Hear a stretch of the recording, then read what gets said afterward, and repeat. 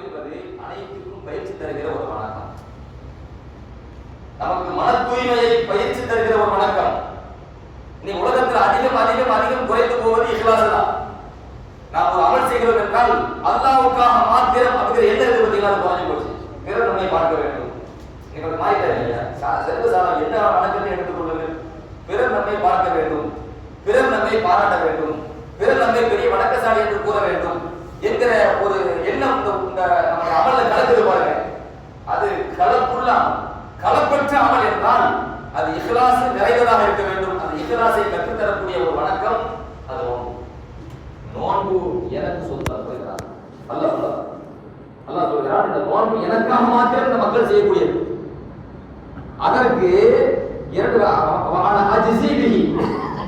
அந்த நோன்பிற்கு நானே கூலி தருகிறேன். இன்னொரு விளக்கம், அந்த நோன்பிற்கு நானே கூலியாகிறேன். அல்லாஹ்வே நமக்கு கிடைக்கிறான் அப்படின்னு எவ்வளவு பெரிய பாக்கியங்க. அல்லாஹ்வே நமக்கு கிடைக்கிறான் என்ற எவ்வளவு பெரிய பாக்கியம். அந்த பாக்கியத்தை பெற்றுத் தரக்கூடிய ஒரு வணக்கம் அது நோன்பு. அதற்கு மாணவி ரசூலுல்லாஹி ஸல்லல்லாஹு அலைஹி வஸல்லம் அல்லாஹ் சொன்னதாக சொல்கின்ற காரணம் என்னவென்றால், இந்த மனிதன் உணவை விடுகின்றான், குடிபானத்தை விடுகின்றான், தனது ஆசையை விடுகின்றான், இது அனைத்தையும் எனக்காக மாத்திரமே விடுகின்றான். அல்லாஹ் சொல்றதா திருமணம் சொல்றான். நம்ம சாப்பிடுறோமா இல்லையா, தண்ணி குடிக்கிறோமா இல்லையா, மனைவியோட சேராம விலகி இருக்கிறோமா இல்லையா நோன்பு காலகட்டத்துல, இப்ப இதெல்லாம் யாருக்காண்டி? அல்லாஹ்காண்டி. ஏன் அல்லாஹ் நம்ம தொழுகிறோம் அல்லாஹ்தான், நம்ம தொழுகிறோம் அல்லாஹ்தான், ஜகாத் கொடுக்கிறோம் அல்லாஹ்தான், தர்மம் வழங்குறோம் அல்லாஹ்தான், ஹஜ் செய்யறோம் அல்லாஹ்தான், எல்லாம் அல்லாஹ்தான் அல்லாஹ்தான். ஆனா எல்லாத்திலுமே பிறர் நம்மை பார்க்கிறார்கள் என்கிற எண்ணம், பிறர் நம்மை பாராட்டுவார்கள் என்கிற எண்ணம் கலக்குது. மற்ற அமல்கள் அனைத்துமே பகிரங்கமாக செய்யப்படுகிறது. தொழுகிறோம் பகிரங்கம், ஜகாத் பகிரங்கம், ஹஜ் செய்கிறோம் பகிரங்கம், உம்ரா செய்கிறோம் பகிரங்கம், நோன்பு வைக்கல யாருக்கும் தெரியாம வீட்டில் இருக்கிறது தண்ணி குடிக்க முடியுமோ முடியாதா, தாகம் படுகிறது தண்ணி குடிக்க முடியுமோ முடியாதா, யாருக்கு தெரியாது. நம்ம வீட்டுக்குள்ள நம்ம ரூமுக்குள்ள ஏதோ உணவு இருக்கு, உணவு எடுத்து பசிட்டு சாப்பிட்டு யாருக்காவது தெரிய போதா? யாருக்கும் தெரிய போறது இல்லை. ஹலாலான மனைவி இடத்துல ஒருவர் சேர்க்கிறார், யாருக்கு தெரிய போகுது? யாருக்கும் தெரிய போறது இல்லை. ஆனால் இது அனைத்தையும் அவர் விடுகிறார். விடுறாரா இல்லையா? யாருக்கும் தெரியாம இருக்கும் போது கூட, மறைவாக இருக்கின்ற பொழுது கூட, தன்னந்தனியாக இருக்கின்ற பொழுது கூட இது அனைத்தையும் அவர் விடுகிறார் என்றால் விடுதல் எதற்காக? அல்லாஹ்வுக்காக. அந்த பயிற்சியை, அந்த தூய இஹ்லாஸை நமக்கு கற்றுத் தருவது எது? நோன்பு. அதனால்தான் பெருமானார் ரசூலுல்லாஹி ஸல்லல்லாஹு அலைஹி வஸல்லம் அலைக்கும் பிஸ்ஸௌம் ஃபஇன்னஹு லஅஜ்ர லஹு, அருமை மக்களை நீங்கள் நோன்பை பற்றி பிடித்துக் கொள்ளுங்கள், அதற்கு நிகரான ஒரு வணக்கம் இல்லை. எந்த வணக்கம் சீராக வேண்டும் என்றாலும் நோன்பு சரியாக இருந்தால் மற்ற வணக்கம் சீராக இல்லை. பெருமானார் ரசூலுல்லாஹி ஸல்லல்லாஹு அலைஹி வஸல்லம் அவங்களுடைய தோழர் இக்ரிமா ரலியல்லாஹு அன்ஹு கேள்விப்பட்டிருப்பீங்க. இக்ரிமா ரலியல்லாஹு அன்ஹு அவர் யாரு கேட்டீங்கன்னா அபூஜஹலுடைய மகன். ஸல்லல்லாஹு அலைஹி வஸல்லம் மக்காவுடைய வெற்றி சமயத்துல 4 பேர் எல்லாருக்கும் பொது மன்னிப்பு வழங்கினார். மக்கா வெற்றி கொள்ளப்பட்ட சமயத்துல எல்லோருக்கும் பொது மன்னிப்பு. ஆனா 4 பேருக்கு பொது மன்னிப்பு கிடையாது. 4 நபருக்கு மட்டும் 4 ஆண்கள் 2 பெண்கள். நசாயி வரக்கூடிய ஹதீஸ். 4 ஆண்கள் 2 பெண்கள், ஆண்களுக்கு மட்டும் பொது மன்னிப்பு கிடையாது. நீங்க ஹதீஸ் நான் சுருக்கி சொல்றேன்.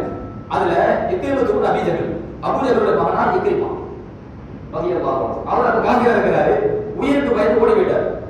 ஒரு கப்பல்ல படகுல ஏறி ஓடி போயிட்டார். திடீர்னு பார்த்தா பயங்கரமான ஒரு புயல் காற்று, மூழ்கிடும் அச்சம். அந்த அச்சம் ஏற்படுகின்ற பொழுது அந்த நேரத்தில் கப்பல் உள்ளவங்க சொல்றாங்க, அஹ்லிசு, நீங்கள் அல்லாஹ்வை மாத்திரம் வணங்குங்கள், ஃபைன்ன ஆலிஹத்தக்கும் லா துக்னி அன்கும் ஷையன் ஹாஹுனா, நீங்க வணங்கக்கூடிய மற்ற கடவுள்கள் இங்க உங்களுக்கு எந்த பாதுகாப்பும் தராது. இப்ப வரக்கூடிய கடல்ல வந்த ஆபத்துல நீங்க வணங்கக்கூடிய மற்ற கடவுள்கள் உங்களுக்கு எந்த பாதுகாப்பையும் எந்த ஆபத்தையும் தடுத்து விடாது, பாதுகாப்பு தராது. எனவே அல்லாஹ்வை மாத்திரம் வணங்குங்கள், அல்லாஹ்ட்ட மட்டும் உதவி கேளுங்க என்று கேட்ட பொழுது அந்த இக்ரிமா என்ன சொல்றாரு அப்படின்னு சொன்னா, வல்லாஹி லஇல்லம் யுனஜ்ஜினி மினல் பஹரி இலல் இஹ்லாஸ், இந்த கடலிலே இஹ்லாஸ் தான் நம்மை பாதுகாக்கும் என்றால், இந்த கடல்ல இஹ்லாஸ் தான், மன தூய்மை தான் நம்மை பாதுகாக்கும் என்றால், திடலிலும் பூமியிலும் இஹ்லாஸ் தான் பாதுகாக்கும். நம்ம கடல்ல மட்டும் அல்லாஹ் மட்டும் வணங்கிட்டு நம்ம திடலில் போன பிறகு, பூமிக்கு போன பிறகு அங்க போய் நம்ம அல்லாஹ்வோட சேர்த்து இன்னொன்றையும் வணங்கினவையானால் அப்ப எப்படி நமக்கு பாதுகாப்பு கிடைக்கும்? கடலில் நமக்கு பாதுகாப்பு தருவது இறைவனை மாத்திரம் பாதுகாப்பு என்றால் திடலிலும் மண்ணிலும் பூமியிலும் நமக்கு பாதுகாப்பு தருவது இறைவனை மாத்திரம் வணங்குவதுதான் அப்படின்னு முடிவெடுத்து அல்லாஹ்வோட ஒப்பந்தம் பண்றாரு. யா அல்லாஹ், நான் ஒரு ஒப்பந்தம் பண்றேன், என்னை பாதுகாப்பா பூமிக்கு கொண்டு இறங்கிட்டேன் அப்படின்னு சொன்னா நான் ரசூலுல்லாஹி ஸல்லல்லாஹு அலைஹி வஸல்லம் இஸ்லாத்தை ஏற்றுக்கொள்கிறேன். நான் மாணவி ஸல்லல்லாஹு அலைஹி வஸல்லம் கரப்பிடித்து இஸ்லாத்தை ஏற்றுக்கொள்கிறேன். ஹத்தா அதா யதி ஃபி யதிஹி ஃபலஅஜிதன்னஹு அஃபுவன் கரீமா. நபியின் கரத்தில் என் கரத்தை வைத்து நான் இஸ்லாத்தை ஏற்றுக்கொள்கிறேன். ஏனென்றால் நான் பெருமானார் ஸல்லல்லாஹு அலைஹி வஸல்லம் அவர்களை மன்னிக்கும் மாண்பாளராக பெற்றுக் கொள்கிறேன். நபியிடத்தில் போனால் எனக்கு மன்னிப்பு கிடைக்கும். நபி ஸல்லல்லாஹு அலைஹி வஸல்லத்தில் போனால் எனக்கு மன்னிப்பு கிடைக்கும். ஒரு மிக பெரும் கொடைவல்லராக, மிக பெரும் சங்கையாளராக, மன்னிக்கும் மாண்பாளராக நான் மாணவி ஸல்லல்லாஹு அலைஹி வஸல்லம் அவர்களை பெற்றுக் கொள்கின்றேன். எனவே என்னை எப்படியாவது பூமிக்கு கொண்டு போய் சேர்த்துட்டேன் அப்படின்னு சொன்னா நான் ஸல்லல்லாஹு அலைஹி வஸல்லம் கரம் பிடித்து இஸ்லாத்தை ஏற்றுக்கொள்கிறேன். நான் சொன்ன செய்தி நசாயில பதிவு செய்யப்பட்டிருக்கிறது. அப்போ மன தூய்மை எவ்வளவு முக்கியம் பாருங்க. அந்த இஹ்லாஸ் அந்த இஹ்லாஸ் சரியா புரிந்த காரணத்தினால தான் இக்ரிமா ரலியல்லாஹு அன்ஹு மாறினார். இக்ரிமா அவர்கள் சஹாபியா மாறுவாங்க. அபூஜஹலுடைய மகனார். ஒரு முக்கியமான சம்பவத்தை நான் பதிவு செய்றேன். அதாவது இமாம் புகாரி ரஹ்மத்துல்லாஹி அலைஹிவுடைய உஸ்தாத் யார்? அப்துல்லா இப்னு முபாரக் ரஹ்மத்துல்லாஹ். மிகப்பெரிய பிரபலியமான ஒரு முஹத்திஸ், மிகப்பெரிய இறைநேசர் அப்துல்லா இப்னு முபாரக் ரஹ்மத்துல்லாஹி அலைஹி.